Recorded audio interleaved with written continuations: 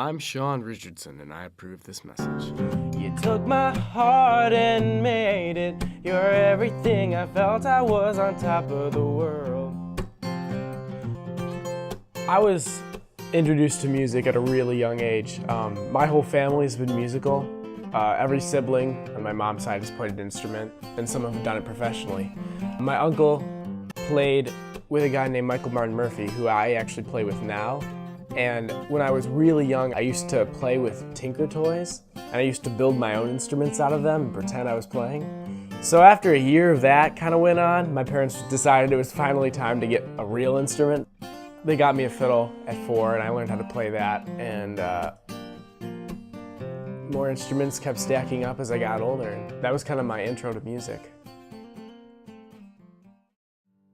We started the band Cats and the Fiddler really young. When we were 6, we did our first show. Our neighbors ran the performance. It was like a Friday night music thing, and we got a spot on the bill. And it was really cool for us, and one thing led to another, and people were like, hey, I want to get those kids that played at the gazebo.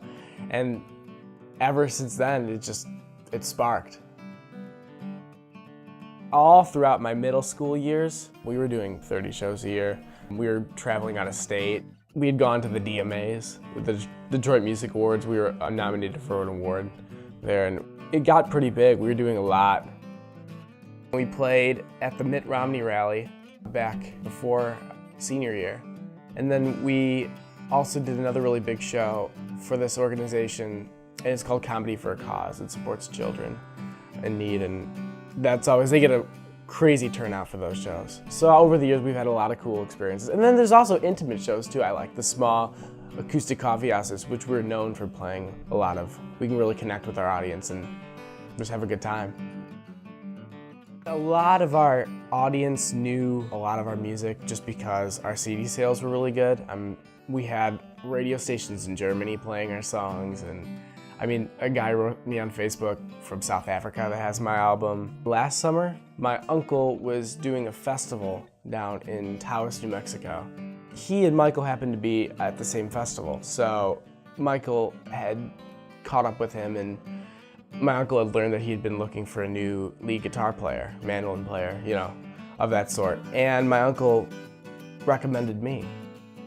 I got really excited, and because I grew up on his music, so I was like, I get to play with the person that inspired me to play music in the first place. So I learned all the material, I got sent DVDs and CDs, and the rest is history. We just did our thing.